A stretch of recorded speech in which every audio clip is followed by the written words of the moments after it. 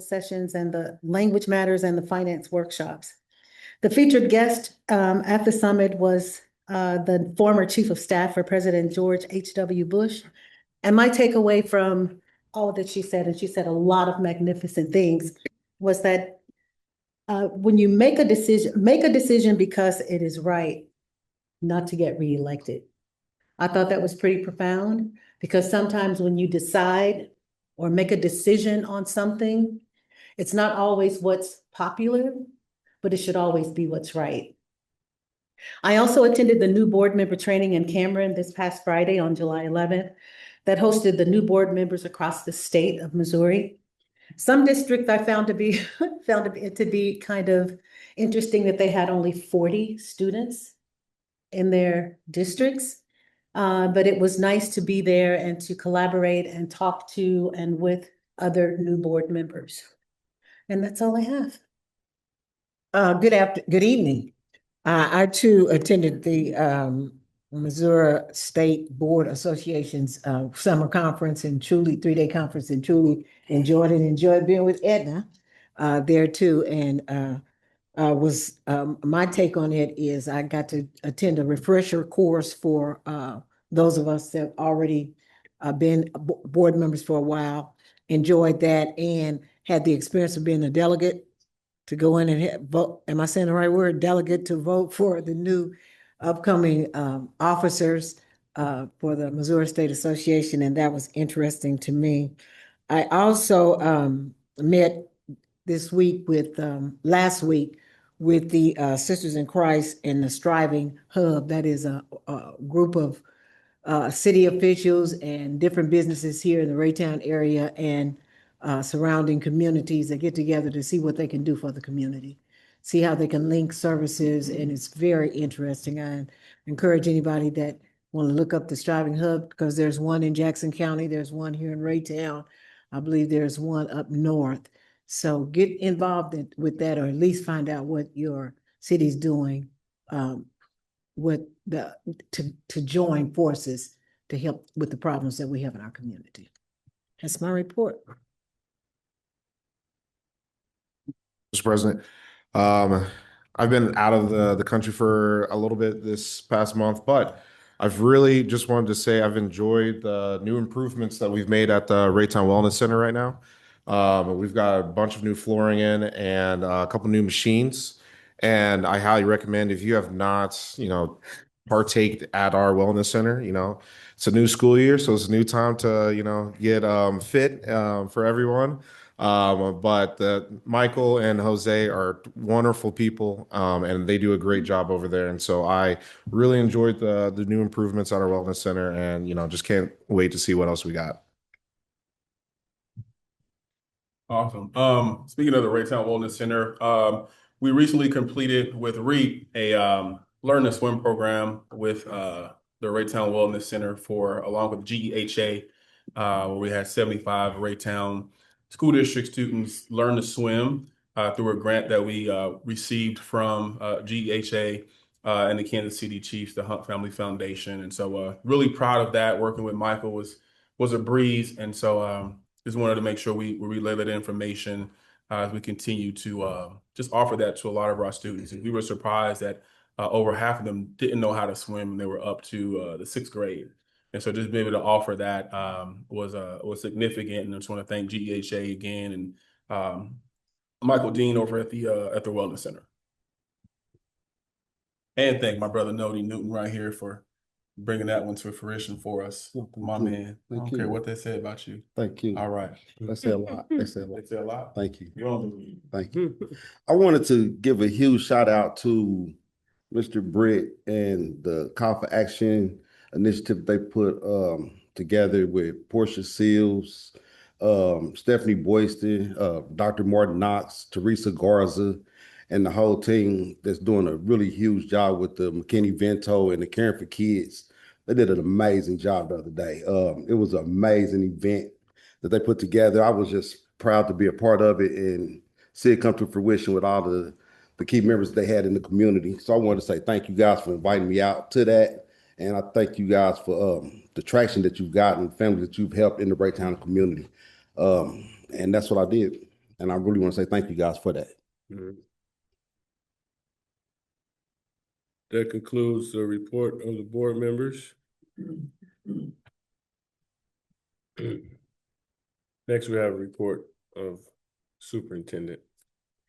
Thank you. Thank you, Chairman Burton, Vice Chairman Newton, members of the Raytown Quality School District Board, and members of our community. While we are preparing to open school, and many of you are looking at me like we are, while we just wound down school, we are now getting ready to start it back up. And so one of the items under the report of the superintendent is item 8.1, which is the student handbook. There are some adjustments and modifications that have been made in our student code of conduct and in our handbook to make sure that we are operating in a safe and orderly manner while we are trying to educate our children. So you have access to that information. And item 8.2 is an update from our one and only amazing Cheryl Reichert, who will come forward with Dr. Greiner for item 8.2.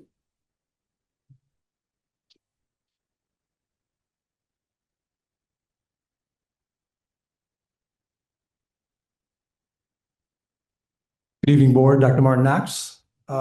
We have the privilege of having Dr. Riker with us this evening to share some of the highlights from the 24-25 school year at Herndon Career Center. It was another great year at Herndon under the leadership of Dr. Riker. A lot of exciting things happening. So I don't want to steal any of her thunder, but we're happy to have her here tonight to give us an overview of the school year. Dr. Riker.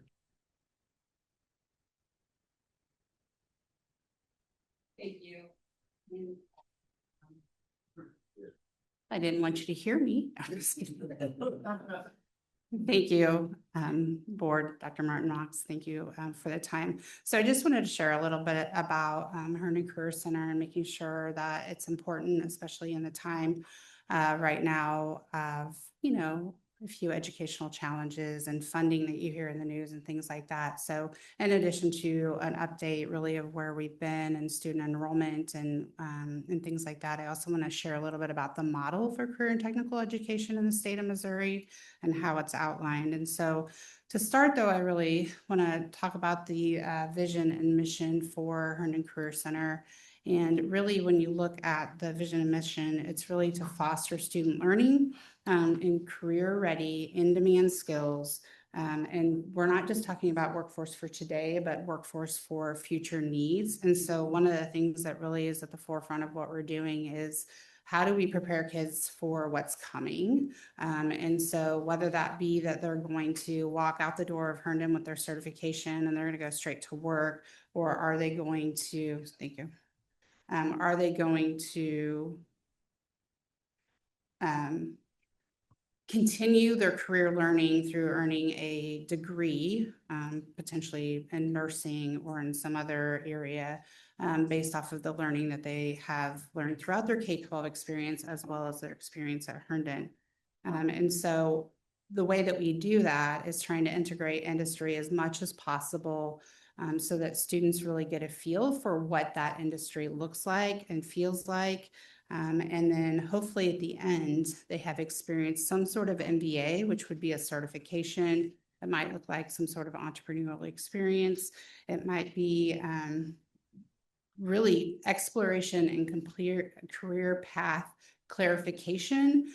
For example, we have students that enroll in animal health and they all want to be a vet. The reality of it is there's very few vet schools in the United States, and it's very difficult to become a vet. But there are a plethora of careers, and Kansas City is actually considered a hub for animal health because of the research component. If you've ever heard of MRI Global, that's a huge part of what they do. Bayer has some locations here in Kansas City, and part of what they do is the research component. And so our students have the opportunity to continue on to pursue being a vet if they want, but also could do many careers in the animal health industry. And so our goal, in addition to certifications and internships and things like that, is to also make sure that students know what the career opportunities are so that they can take the best path forward and not waste money by going to school in an area they really don't want to pursue, or finding the right school that's going to have a specific major that they want, or how can they get an internship that turns into a job, that turns into a career where they provide training and advancement for them.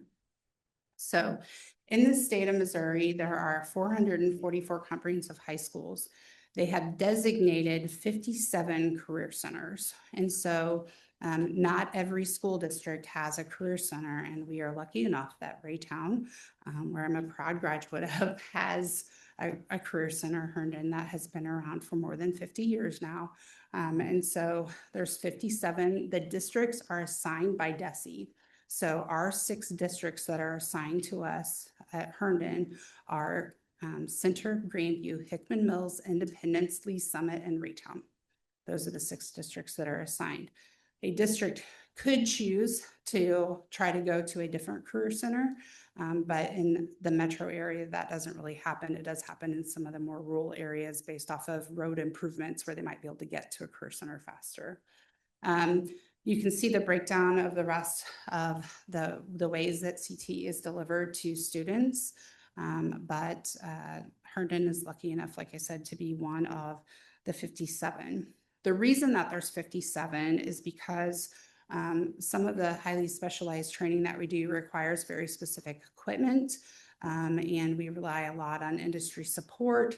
And so the model is that instead of having every district trying to replicate the exact same thing, districts send to one centralized location, a career center that then allows students to pursue careers that maybe individual high schools don't have enough student interest, and they don't have the ability to hire enough teachers in that specific industry to be able to teach that content area. So it allows for those districts to come together, to have enough student enrollment, to have the right equipment, to have the right industry support in order for students to be successful in that particular area. And that is divided up into different content areas. So we have ag, business, marketing, and information technology, family and consumer sciences. So back in a long time ago, that was home ec. It has advanced quite a bit. And then there is the health sciences, marketing, skilled technical sciences, and then technology and engineering. That's how it's broken up nationally as well as in the state of Missouri. We have in the Raytown School District all of those areas. The only one that's not at Herndon is the technology and engineering, which is the PLTW path that we have at our comprehensive high schools, as well as students have the option to do the capstones at Summit Technology Academy, which although it does provide career training, it is not a career center because it's not one of the 57. Herndon currently has 18 programs. And so I will say this is the start of my 13th year at Herndon. And when I started, we had 11 programs and 12 teachers. So we have had the support to continue to grow, to provide new career opportunities for students, which we are incredibly grateful for because it's needed. So how are those 57 career centers funded? Because I think that that's an important component in this, and that's really, we have specialized funds that are set apart from the State Department and legislated. And so we have Perkins, which is a federal grant. So far, everything has been moving smoothly with Perkins, so we'll knock on some wood for that. Then we have base and performance funding, which is Missouri's funding model, and that is based off of having correctly certified teachers, the student enrollment that we have, the student completion, so students that started the program, that finished the program, their placement 180 days after graduation, if they are in a positive placement related to that career area, or whether that be in the military, or that be in a job placement, or if that is in a continuing education, whether that be a university or college or a training program. There's the use of enhancement grants, which last month you guys approved or a couple of months ago, you approved our enhancement grant, where the state, everything that we typically apply for is usually a 75% reimbursement from the state, and then our district only pays 25% at the onset. There's other specialized grants that we apply for. Oftentimes, I will say that there's very specific limitations of what we can use the money for and how fast we have to spend it down. Mr. Husted and myself work closely on a lot of the grants because of the timing in order to make things happen.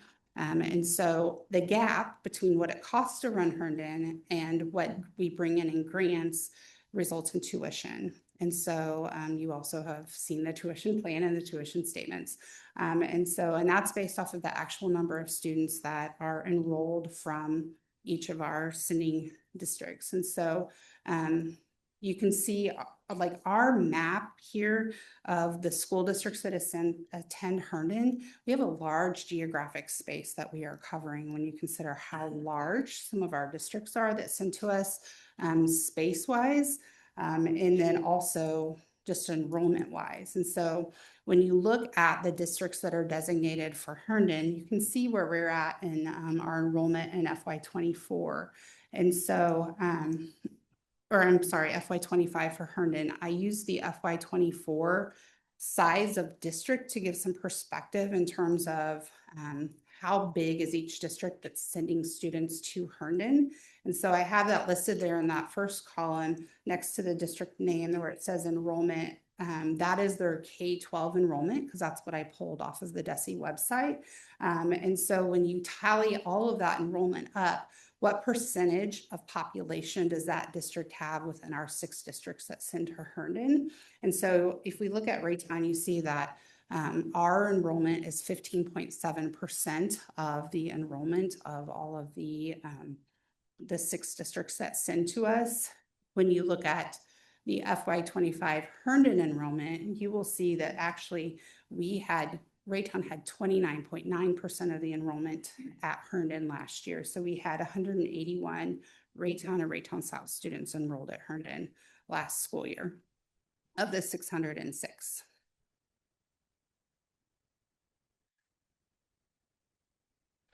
I wanted to share this as well because I think at times people might make an assumption about how hard it is to get into Herndon or what it takes to get into Herndon, and that kids maybe don't get into Herndon who apply. And so whenever you look at this screen for priority applications, and I hid the other districts just so that way I wanted to focus on Raytown, but I wanted to have some comparison of what the other districts look like. For FY24 in Raytown, we had 238 students that hit the priority deadline application. And so that means that that's the first wave of applications that we look at. And so total, by the time we finished applications into the school year, we had 298 applications. So we had 60 late apps. Part of the process is the sending schools endorse students. And so we had 262 endorsed from Raytown and Raytown South. We had 57 of those students that did not meet the prerequisites, which may be, for example, in nursing, they need to have a C or better in biology or chemistry because the content is really hard if they don't have a good grasp of biology or chemistry because of what they're going to do in the class. It also looks at, are they on track for graduation? Do they hit that 90% attendance that we're all striving towards? And so that's an example of some of the prerequisites that we have. And then out of that, Raytown had 197 students accepted. And then we had 34 drops for a variety of reasons, which could have been a student moved. It could have been a student was accepted, didn't pass something they needed to pass their junior year or their sophomore year, which meant that then they needed to stay back at their home high school in order to take that class. So just to share a little bit about how we recruit, we work really hard at trying to make sure we get the message out to students about what we are and what we offer and how it's changed. We get a lot of repeaters where we have parents who have come to Herndon in their past, and then they're excited because their student is choosing to come to Herndon. But we also know that there is a wide part of the population that maybe hasn't heard about Herndon or the opportunities that students have while they are enrolled in the Raytown School District, as well as those other 5 districts. And so we work really hard to try to make sure that we're available to do presentations or assemblies. We sit in cafeteria spaces. We go to open houses. We have ambassadors that are student ambassadors that then their schools, when they're talking about career opportunities and enrollment opportunities, then they help present at their schools. And then our website and social media, trying to make sure that others know what we do at Herndon. Then we try to do as much parent engagement as possible. And at the junior, senior level, that's a little bit hard sometimes, but doing a newsletter every week and lots of other things just to try to make sure that we can engage parents as much as possible, whether that be inviting them on an advisory committee to serve in that role or help us promote if they have opportunities at their job for our students, or if they want to come guest speak, we try to incorporate that way. And then truly a huge part of what we do at Herndon is that industry engagement, because we have to stay current with what is available in industry, because otherwise we're not doing the best for our students. And so it really is about what's best for kids. And so trying to incorporate the changes in industry so that we can incorporate that in our programs.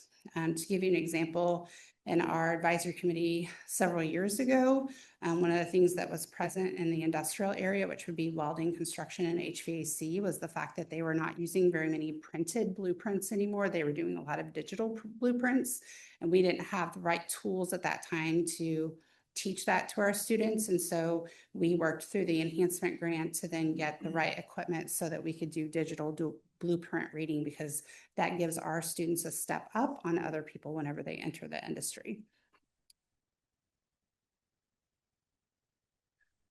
Just quickly, in terms of the application process, we open that in November every year, and then we set a priority deadline in February. And then we hand score all of the applications based off of different sets of criteria. And that includes GPA, attendance, and meeting the prerequisites. But half of the rubric points actually come from student interest questions. There's 5 questions we ask them. Why are they interested? Is the GPA a true reflection of their academic ability? Is the attendance percentage a true reflection of their ability to come to school?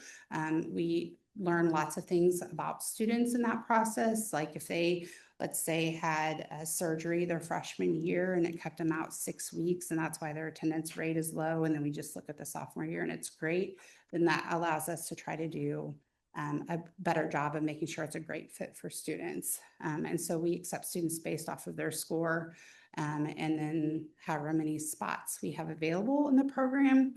And so we try to work really hard to find the best fit for every single kid. And then how do we pick? Like I said, we're at 18 programs now. So how do we decide what 18 programs we're going to have? It's really based off of industry need. Several years ago, we had an early childhood program. And the industry data was telling us that although our students in that program had an opportunity to earn the CDA, that was not what industry was needing for their certification at that time. So what we did is we collapsed that program for a year. And then we rebranded that through our education exploration program, because a lot of places were wanting early childhood certification teaching credentials. And so we could do that in addition to the other teaching credentials that we were addressing in that program. And it had a different set of competencies that students were trying to earn. And so we have to make sure that we're staying relevant to what is going to be actually useful in the industry. We have to look at the opportunities for students, what opportunities are going to be available, what additional training are they going to need, how can we put the certifications together, how can we get industry support, do we have the ability to offer client-connected projects, or do we have the ability to do internships? We look at all of those opportunities to decide if that's a great program for a student. And then feasibility. Hiring teachers is really hard, whether that be a traditional math teacher or, if it's a welding teacher or auto collision teacher or something like that, you're asking somebody in most of the cases for the Herndon programs to leave an industry job and come back into a classroom that looks nothing like it did whenever they were last a student. And so it's a really difficult jump for a lot of people to come from industry to come teach students and stay relevant in the industry area.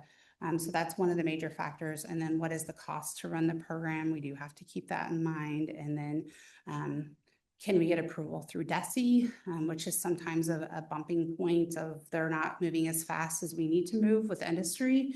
And then also just in terms of, do we have the space to fit a program and things like that. And so Herndon is one of the career opportunities that students have while they're enrolled in the Raytown School District.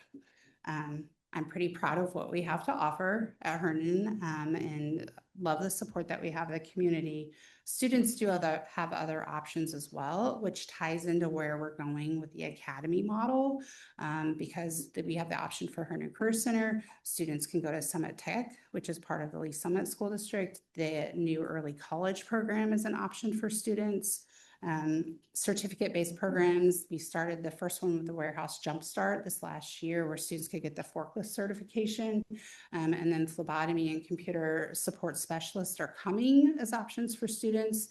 And then really going forward, part of the work that we will do within the academy work is figuring out what capstones Ray High and South High are going to have so that students have the opportunities to really pursue their career interests and be prepared when they graduate Raytown or Raytown South High School to the best of their ability based off of a great setup in terms of classes that they take their freshman through senior year so that they are prepared for whatever it is that they want to pursue. So with that, I'm able to answer any questions that you have. Mr. President, first of all, thank you for that. I really appreciate it. I'm interested in the technology part because just a lot of what we're seeing with the way the job market is going with AI and technology. So I'm just curious as to, and I know you already probably thought about this, is what we are going to be able to offer for our student population when it comes to, you know, AI and in the workforce, which is going to have a big shift within the next 10 years. Kind of what are you guys looking at? And then second part of that question is, do we have any 3D printers at Herndon? So first part of the question, I'd be happy to answer. The reality of the technology piece is tough. It's really tough to get student interest and parent endorsements, which honestly, it takes both of those things. So when we started South and CAPS 8 years ago now, we had a technology solutions program. And really what that program was meant to be was exploratory because students don't necessarily know if they want to be a computer programmer or if they want to be a network specialist or if they want to do website design. And so we introduced that class, had a great working relationship with our own technology department to try to create that interest and really provide opportunities for students. The numbers were really low. And I think one of the fear points is when you talk about technology is the change is constantly occurring.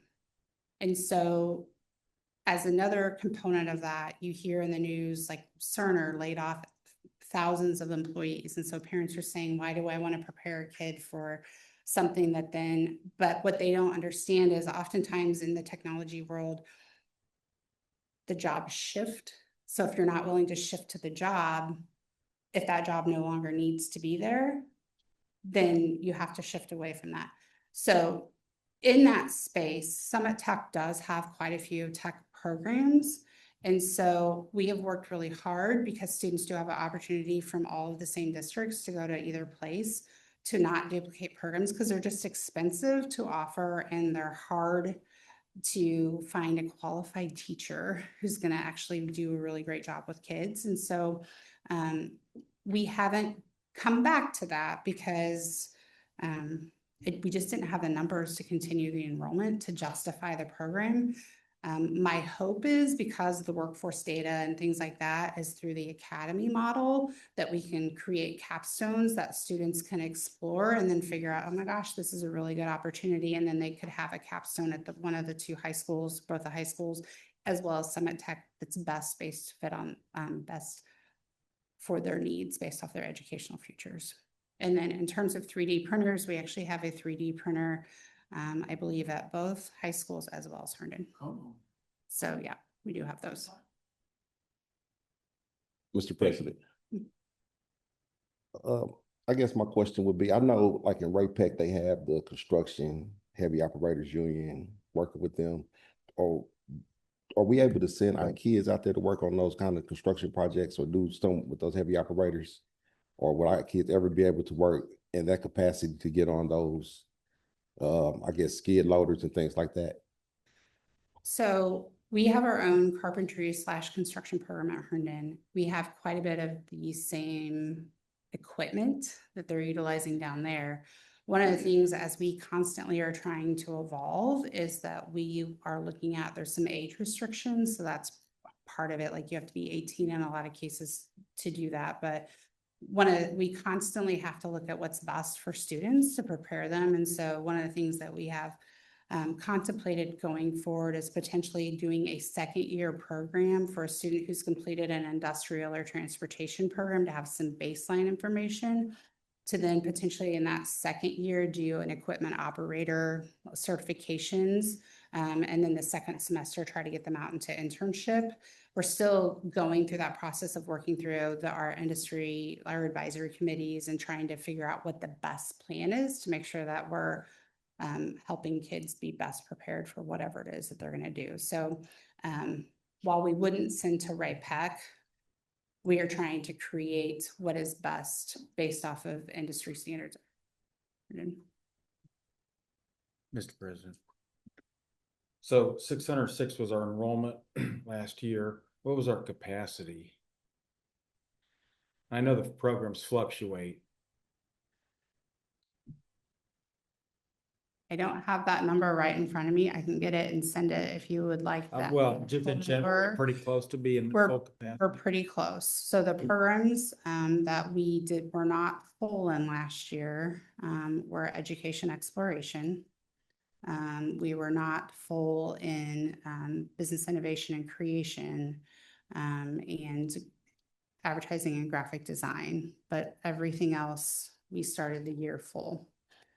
This upcoming year, we are slated to start full in everything except education exploration at this point in time. Okay. So We're close to capacity. We have looked at like nursing is a huge program. We need a lot of CNAs in industry. It is really hard working with the different state entities. And so in order to be a clinical supervisor, which is what you need to get 100 clinical hours for your CNA, you have to have worked in long-term care. So even someone who is very highly skilled as an RN or a nurse, practical nurse or something like that, if they have not had a year of long-term care experience, they cannot be a clinical supervisor. And so there's many career centers that actually have gone to not offering the CNA, but it is such a high need. And we have several students that graduated in 24 that were making $25+ an hour as a CNA last year and getting tuition reimbursement while going to nursing school. And so like that goes back to, it's just hard to find instructors, or otherwise we would figure out how to expand that program. So related to that, so as a percentage of total enrollment, we have the most students there, which makes the most sense. I'm talking about percentage of our actual student enrollment, not Herndon enrollment. Lee Well, it makes- Summit has a little bit more, but I'm talking about of our total Oh, I see what enrollment, you're we saying, have 2%, they have 1%, Yeah. which makes sense because it's our program. So what incentives do the other districts have to send their kids to Herndon? just student Not interest. that we would want them to, because it would, take away from our students if It's, we're at capacity, but it seems like some of the districts probably could send more students than they are. which is why many years ago, the model in Missouri was that you did slot allocations. And I remember sitting in the counselor office as a teacher and then as an assistant principal at Raytown High and having a counselor say, we have 3 diesel spots we need to fill at Herndon. So they were literally going through kids' schedules to be like, well, I think this student could take diesel. but it really wasn't about student interest. And so now we don't use that slot allocation. We do it based off of application and students actually picking the program that they want to go into. And so really that drives how many students that we have and where they come from each individual year. The incentive for them is a lot of them, that's where they're getting a lot of their career and tech ed MSIP points, is because the CTE enrollment, the IRCs that are earned, the industry recognized credentials, which would be the CNA or the welding, AWS welding. And so they're getting the credit there, and then the follow-up helps their percentage of having, we get good follow-up, like students are placed well after graduation. And then the other part of that is their graduation rate is typically higher if you're a CTE student than if you're a non-CTE student. Thank you. Mr. President. My question is, if we have we have had 238 students to apply, comparatively to our student population, is that number relatively low? And how does it compare to other districts? So we only take students in the junior and senior year. And so when you look at junior and senior enrollments from Ray High and Raytown South, I think that it's around 1,000. It might be 1,100 or so. So we have approximately 25% of students that are applying to come to Herndon. And so that's actually, when you compare other career centers and their home district, in some cases, like if you look at Cass Career, that's Harrisonville. But the other districts that send to them might have some graduation classes of 40 or lower. And so they're going to have a higher number of students just because of they have really small schools to send to them. We are kind of an anomaly in the state in the fact that we have very large school districts that send to, that are part of our Career Center Consortium. And that's just based off of the geographics of where we're at. Part of the preventers of students coming consists of some students don't want to leave their home high school, which is why it's important in the academy model that we help create capstones that students want to do at their home high school. And then other times it just doesn't work in their schedule. If they are a student that loves band and also loves choir, and that's in 2 different parts of the day, they can't actually come to Herndon, or they just have to pick. And so I don't think 25% is too far off what it is many other career centers. I would love to see it higher, don't get me wrong, but I think that that's part of the need for making sure that students understand that freshman and sophomore year are really important, and helping them form that idea of what they want to do for a career down the road so that they take the right classes, which could include Herndon. Thank you. Just want to say, Dr. you do a great job. I have multiple kids go through these programs. They actually really enjoyed it, like actually being hands-on while learning. I've had kids in cosmetology, nursing, and they loved it. I really do think this is like one of the best things that we can offer as a school district. And I just want to make sure that we continue to support this, because this is definitely one of the best that we can do. Especially when we're trying to prepare our students, for the actual real world, having that certification, having everything that all skills that we need, and to do all these different things. So I applaud what you do, and wait to see, 5 years from now, especially with AI and things like that. See what we can keep providing. So you're doing great. Thank you. I appreciate that. And it's a team, as be successful in everything. It's a team, but ultimately at the end of the day, it's all about what's best for kids. And so that's what we always are trying to strive for, is try to provide the best opportunities for kids. Thank you. Thank you. The next item is 8.3. President, Say we finished with 75% enrollment. Is that from your understanding, is that a good number to finish? I know we started with 3,500, but just to finish with 75%, I would think that's really good because summer is a tough time to do anything productive. Right. So can you kind of just give us, your opinion about that? Yeah, we're encouraged that we had 75% of our kids, persist to finish the summer school program. I think we try to be strategic and mix in, the academics and the fun.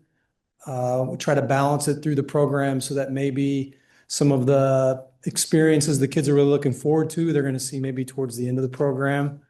But I would say that, yes, for a typical summer school program, we ended the year higher than normal with students who persisted to start and finish the month of June with us. And how significant is that credit recovery part for our high school students as you see it? Yeah, it's critical to have the opportunity for kids to come and earn up to a full credit based on, where their transcript is, courses we offer to get them back on track to graduate or to take care of courses that might limit their schedule during the regular school year. So for example, we have students that take health or personal finance, courses that maybe are tougher for them to schedule during the regular school year, they can knock out in the summertime.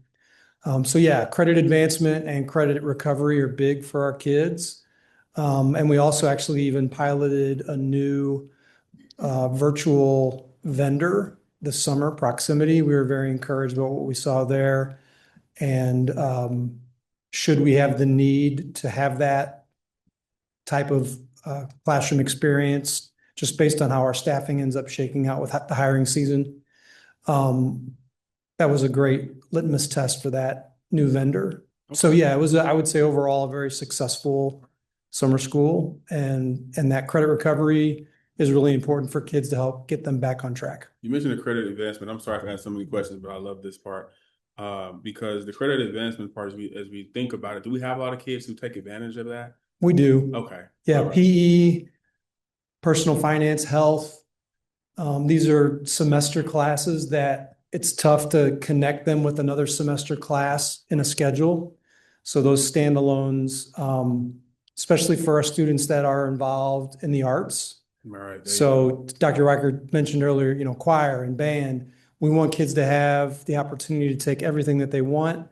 And so sometimes the ability to knock out a semester PE class or a personal finance or a semester health and wellness opens their schedules up to take more of the things they're really interested in. And it allows them to take care of those graduation requirements through credit advancement. Thank you. Let me turn that on.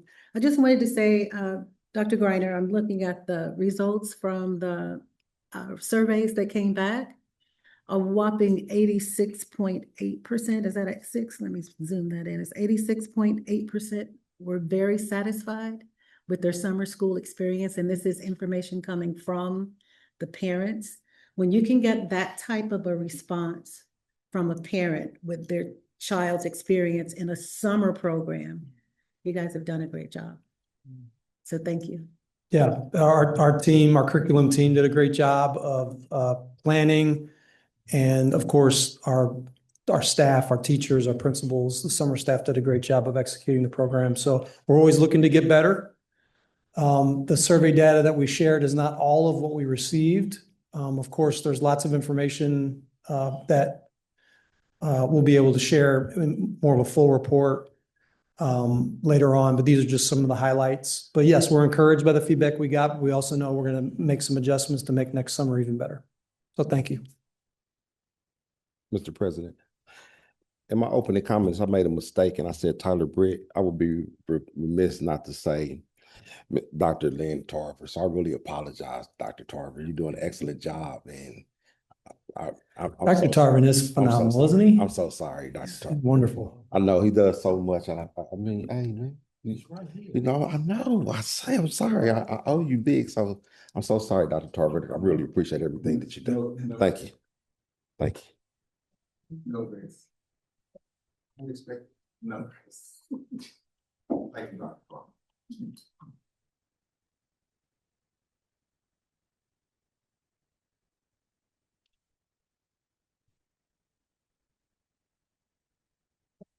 And oh, that's not my part.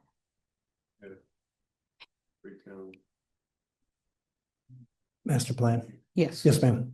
So very quickly, we had the opportunity to share our master plan with Ford Next Generation Learning on June 30th. We presented this document. So I'm not going to go through the document tonight. It's there for your review. I did want to just highlight page 53 of the report up on the screen to dovetail with the conversation we just had with Dr. Reichert around Herndon. We know that Herndon provides an awesome opportunity for some of the students in Raytown. We are inspired by the great things happening in Herndon, and we want to create that Herndon-like experience for every student in Raytown. And so that really is the inspiration behind where we're headed with Career Academies. Again, where are we going this year? Freshman Academy is launching this year for the class of 2029. We're excited about what we're going to be able to provide for our freshmen in that experience of being in an academy, the freshman seminar class that they're going to take, the career exploration fair they're going to participate in. They're going to be on college campuses around Kansas City, really thinking about what the next 3 years of high school will look like after their freshman year. When we get into second semester, that class of 29 will select an academy, either Health and Human Services or Business Innovation and Industry for 26-27. And then they'll begin pathway work inside one of those 8 pathways. They'll take one class as a sophomore that'll move them towards a 3-course sequence that'll end with a capstone experience.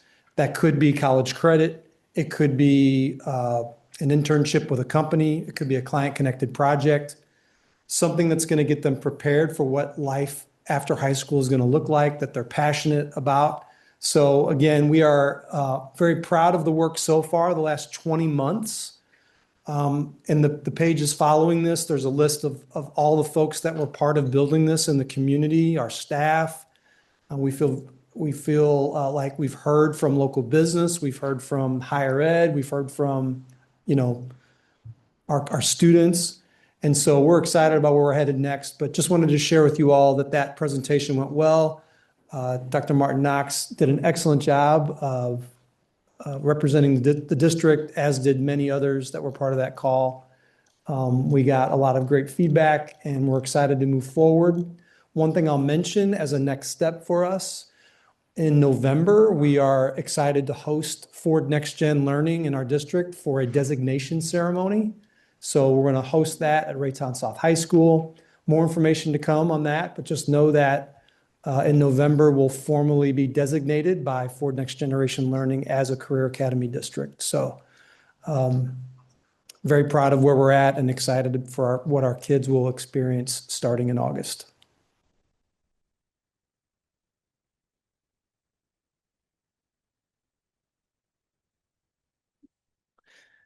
Okay, and then finally, we'll move to our strategic plan update. So they're going to be putting up a presentation, and I'll begin. I'm going to invite my esteemed colleagues to join me. I'll introduce Dr. Calcara here in just a minute. But we wanted to provide the board with a quick overview of our strategic plan. So where have we come from this school year? What progress have we made? And where are we headed into 25-26? The strategic plan, if you've read that document, there's a lot of words. It's a lot to digest. And so one of the things that we really believe is important as a school district is that we continue to keep our board, our community updated on our progress. So this first slide here is linked. So at the top there where it says 24-25 strategic plan, project plan dashboard, you can click on that link. It takes you to our website. But essentially, we hosted over 40 strategic planning projects during the 24-25 school year that were championed by a variety of leaders in the district, all aligned to the goals of the district around student achievement or employee value or fiscal responsibility. So we have a number of projects that we're very proud of and the progress that we made. We also completed a strategic plan record. So basically we kept score of how do we do on those projects. As a district, we met the success criteria of 84% of the projects that we champion this year. So over 40 strategic plan projects. Of those 40, 84% roughly of those success, every project had goals. And so we met the goal in 84% of those strategic planning projects. So very proud of that. Again, you can click on that plan record and you can go into take a deeper dive in any of those projects. It lists if the goal was met or not. It also talks about if the work has been completed and embedded, if it's moving forward to the next year. And then there's also some notes in there to give the community a little bit more information about how we did last year. One thing that I just want to highlight very quickly is some intentional work we did last year to advance the leadership in the district. So school progress plans are the way that each individual building helps contribute to the district's strategic plan. Each school has 5 goals in their school progress plan. You guys get a monthly update on each of our school progress plans. So we are setting goals around the success of our students for on grade level standards. Those are the collaborative team, wildly important goals. We're setting goals around attendance, around reducing infractions, around students' ability to demonstrate social emotional learning and their sense of belonging. Those are the 5 areas of school progress plans. So one of the projects that I was part of leading last year was how do we develop our leaders to lead these plans well? We participated in a variety of professional learning. You may remember EAB, Educational Advisory Board. That's a partnership that we have. They are a vendor that works with school districts all over the country and does a lot of research and professional development. We partnered with them last year to provide specific support for our leaders. We wanted to increase our leaders' effectiveness in change management. So again, hard to read here, but it's linked at the top there if you want to take a deeper dive. But there was a whole year's worth of programming and planning and work with our building leaders. How we measured that was in the success of our school progress plan goals. And so this very busy slide gives you an overview of every school. You'll notice on the left-hand side, each school is listed. Each school progress plan is linked. In this document, myself, Dr. Moore, and Ms. Bassett and Dr. Sprecher, we meet every month in buildings to review progress with principals and their teams. We review their plans, we provide feedback, and then we keep score. And so you can see here, the goal was we wanted 80% of our schools hitting 4 out of 5 of their school progress plan goals. Last year, we landed at 48%. So we've got room to grow. We've got additional support on the way at our leadership retreat here in just a couple weeks. But this is the intentional work that my team is doing to try to build capacity for leaders and build the success of our buildings. I want to turn it over. I'll pause there. Any questions about any of this information before I hand it over to Dr. Calcara?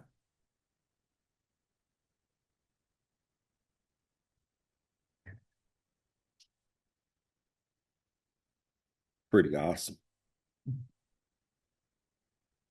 Pretty awesome. Thank you.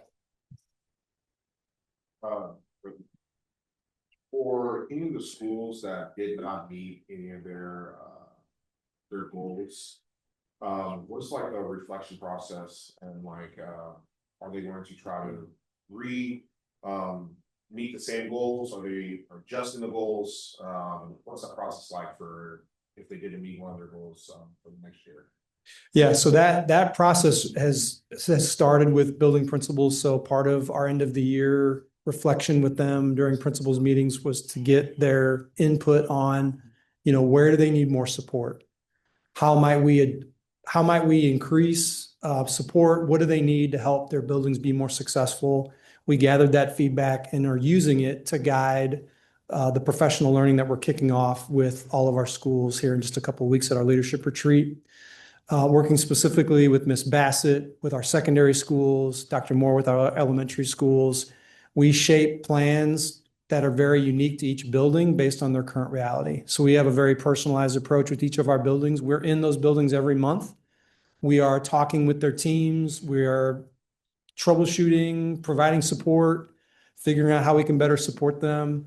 So yes, those conversations are happening and plans are underway to help support our buildings be more successful next year.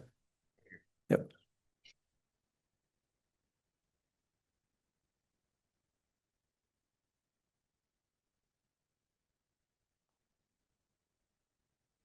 All right, good evening, Mr. President, Vice President, Dr. Martin Knox, community.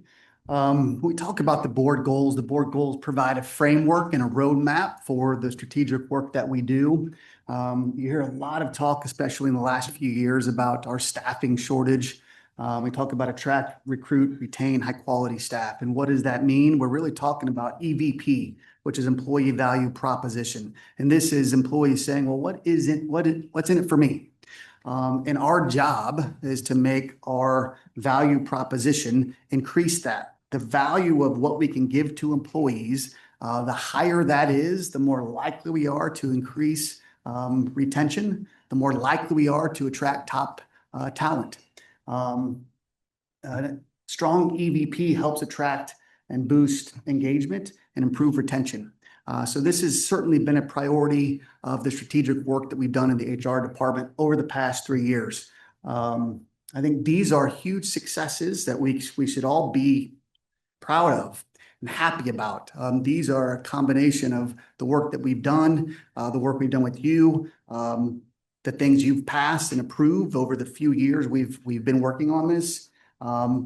Things like reducing insurance premiums by over $1,200 for each of our plans. That's significant. Those are dollars in our employees' pockets they're no longer having to spend. That hasn't happened in this district in over 15 years.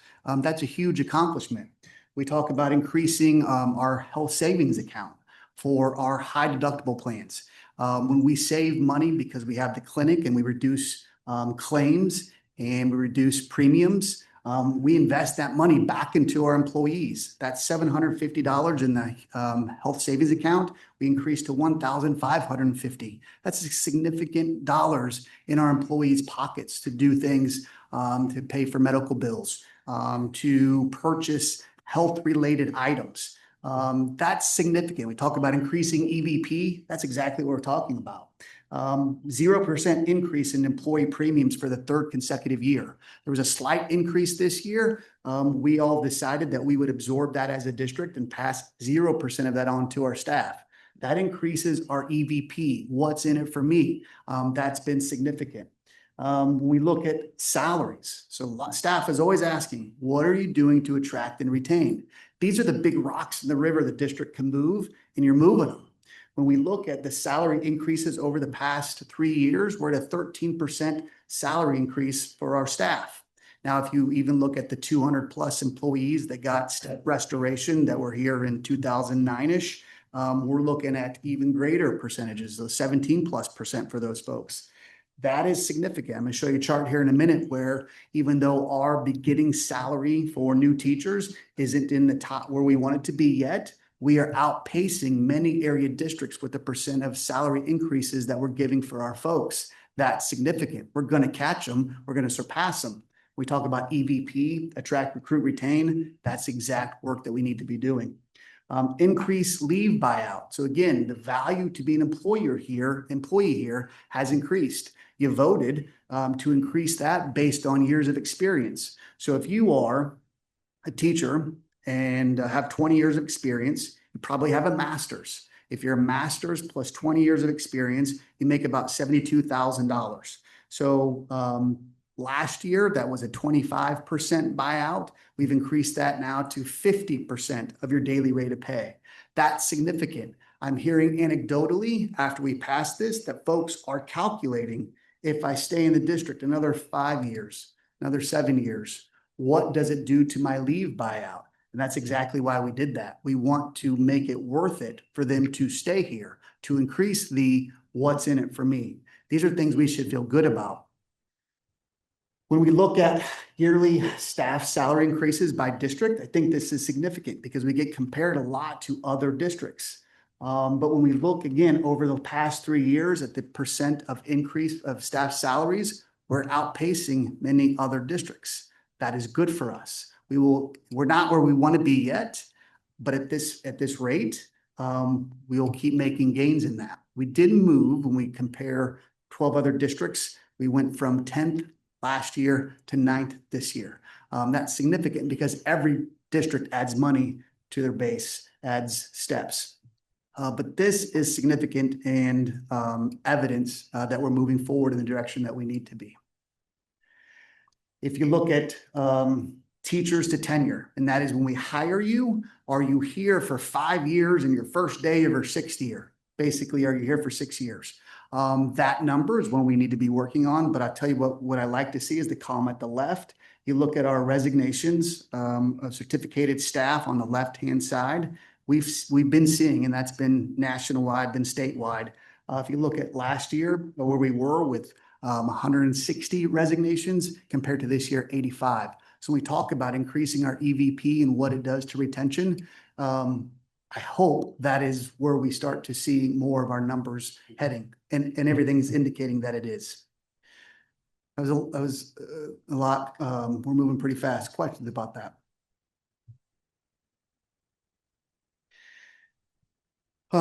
Voice is important. We've continued to build surveys to capture employee voice and lived experiences at all levels of employee life cycle, from hire to retire. So we want to know what our folks are saying all along the way, all of our stratifications. We've added employer brand surveys. So when our new teachers come in, what do they feel about Raytown? What are their perceptions about Raytown? That's important because we want to capture that. And that's very positive, which means Marissa and her team, our other social media star over here, all the work that they're doing to create stories, those are having positive impacts about employer brand. That's important. Standardizing climate surveys for operations departments. And so we've done that this year. So our nutrition services, our transportation, our facilities operations, that's half of our total employees. Collecting a systematic voice for them is important. Biannual focus group surveys, updated exit surveys. New for this year will be a stay survey. So we've added all those surveys. This year we'll add the what is about Raytown that's keeping you here. That's important data that we haven't captured that we'll start to capture this year. So all of that work gives us an insight into the lived experiences of our employees. And the next piece of that is, what are we going to do with this to make it even better for our employees? We talk about the other board goal of fiscal integrity and accountability. Again, the board goals provide us a framework and a roadmap for which we operate every single day in the strategic work that happens around accurate, timely, complete, transparent financial reporting. We get audited every year. Ms. Vernon and her team, they are detail-oriented. We are on 5 consecutive years of no findings for audits. So when we talk about accurate, timely, and transparent financial reporting, that's the indicator that we're doing that. 5 years of no findings is significant. It's a job well done. We talk about maintenance of long-range capital improvement plan. I got an email from our bond manager that said, hey, it is uncommon to escape arbitrage, which is the interest we would have paid on our bonds if we didn't hit our spend downs over those years, strategic planning. They said it's uncommon for that to happen. Jackie Vernon, Josh Husted, made that happen. We talk about maintenance of long-range capital improvement plans. That is an indicator that that's happening. That was to the tune of about $1 million we would have been on the hook for. And so that work is beneficial to the district, and it saves us money. We talk about financial operations focused on policy compliance and efficiency. I've been in the district for 19 plus years. I've been in Rayteam for most of those. What we've done with staff salaries in the past 3 years is way more significant and robust than anything we've ever done. Usually we're talking about a step. So for us to be in a place where we are significantly pushing more money to salaries and still being able to report a fund balance of over 30%, which the board goal is 20, is significant. You know what that means? It means that daily and yearly financial operations are focused on policy compliance and efficiency. And so not just being efficient, but also meeting the needs of our students, our community, and our staff.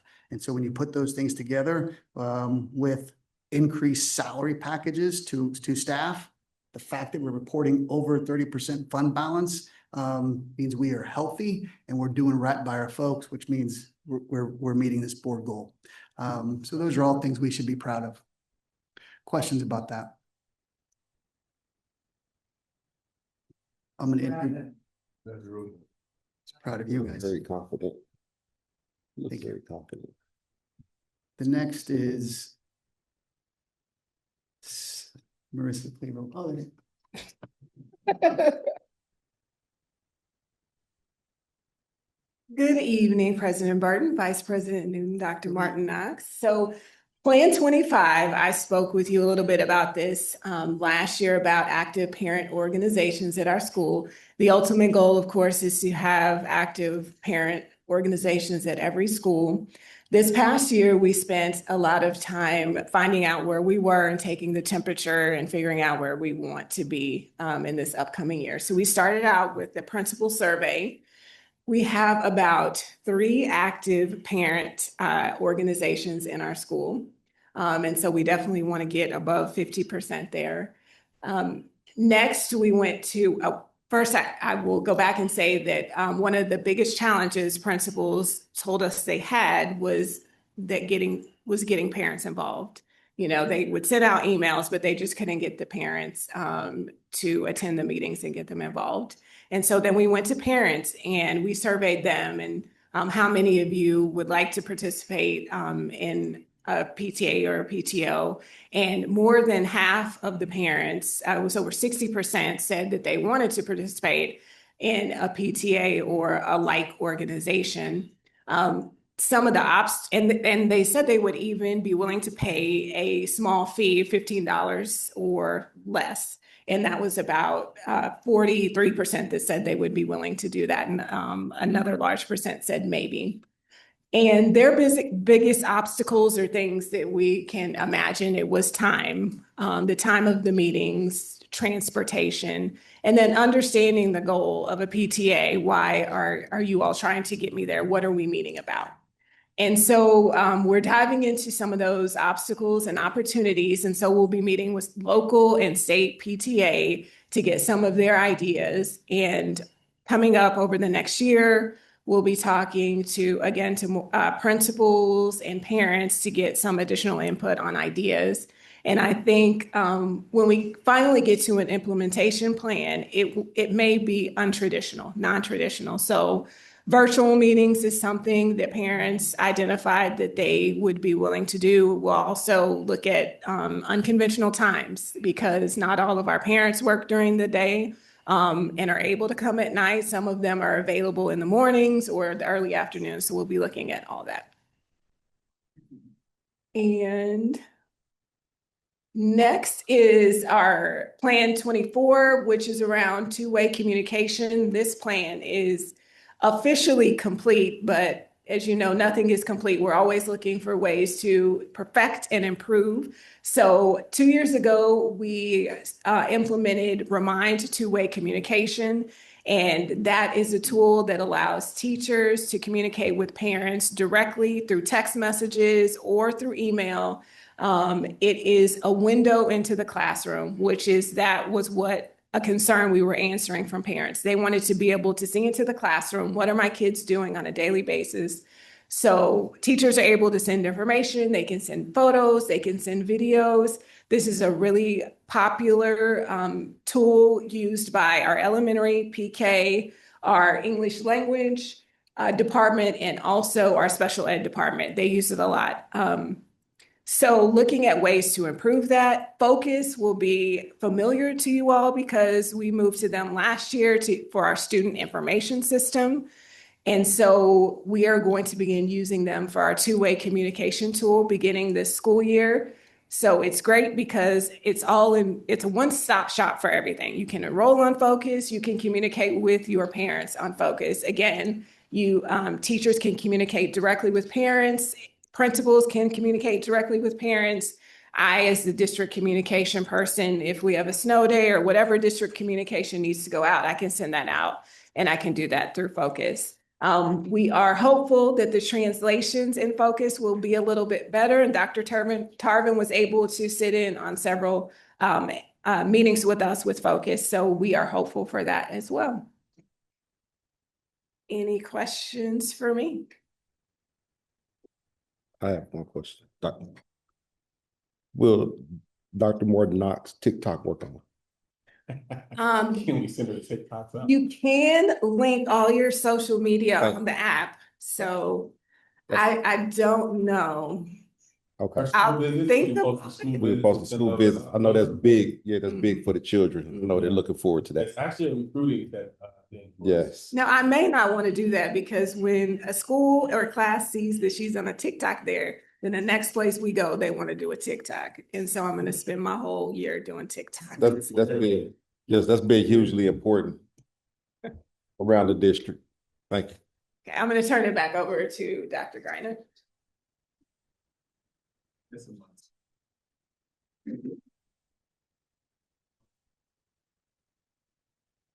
Carl left his pen.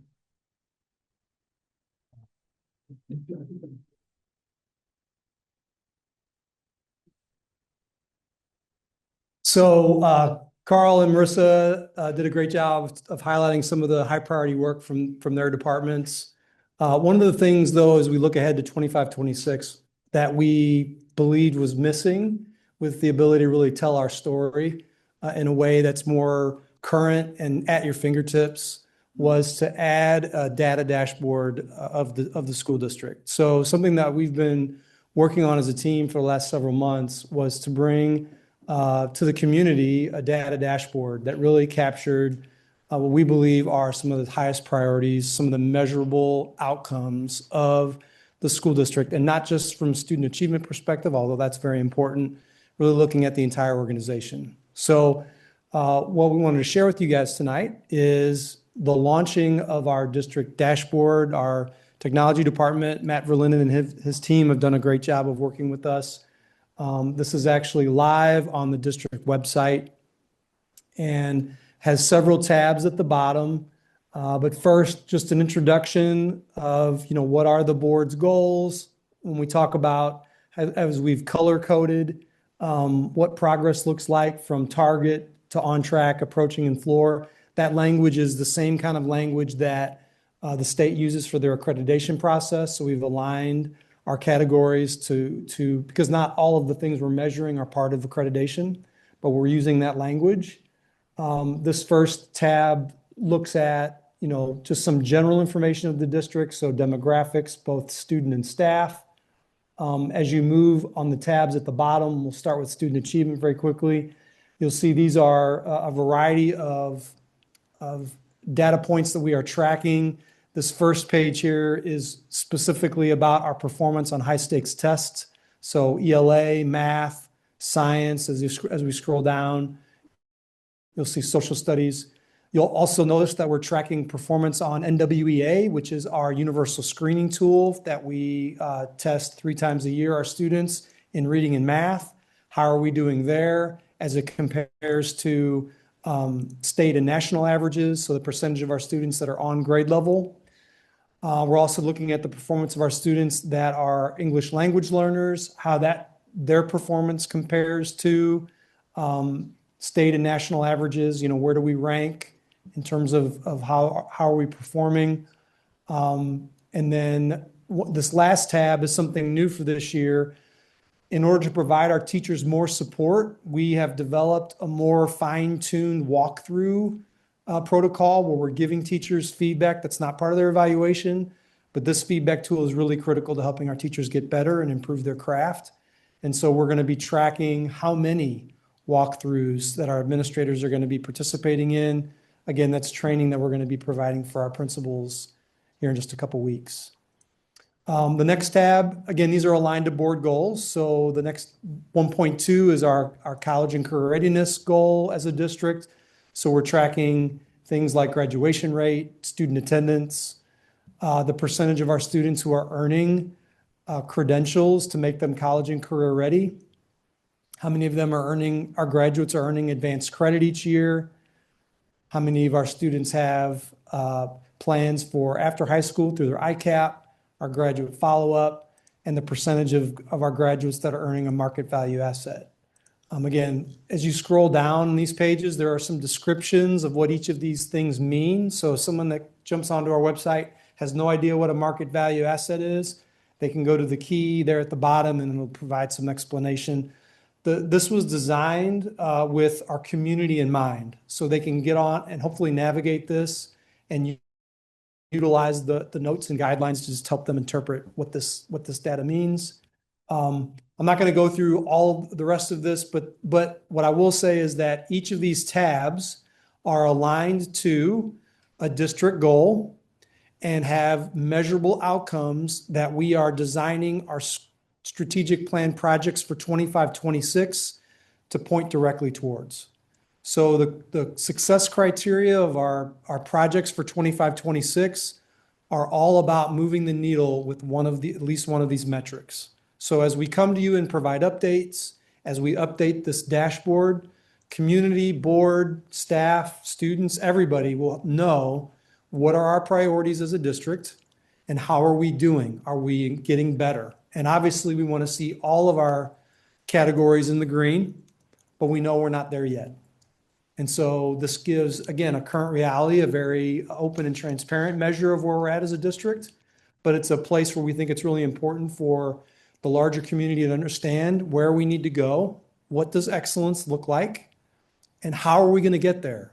And the how is through that strategic plan and those strategic plan projects. So what's going to be next to bring to the board will be actually those projects that we have identified for 25-26.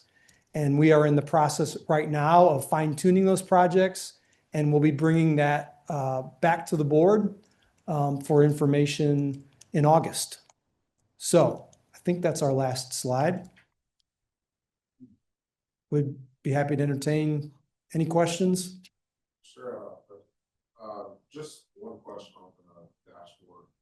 Have you had any community surveys? You said it's live currently right now. Yep. Have you had anybody providing you feedback about they like the dashboard? Does it provide the right information or anything like that? So we worked with all of the departments in the organization. So for example, there's a section specifically on community outreach, and Marissa and her team contributed with their institutional knowledge of what are the things that we're tracking specifically to community input. Have we gone to the community and said, how are we doing with this dashboard? Does this make sense to you? Not yet. But I think certainly that can be something we do as we launch this, is ask the community, does this make sense to you? What doesn't make sense to you? How can we improve it? That certainly can be a process that we put in place as we get this off the ground, first time ever doing this. But we'll be interested to hear from our community to see if this is answering some of the questions they might have about the progress we're making as a school district. Thank you. Mr. President, everybody go ahead. Just really excited about this because a lot of information we get is lagging.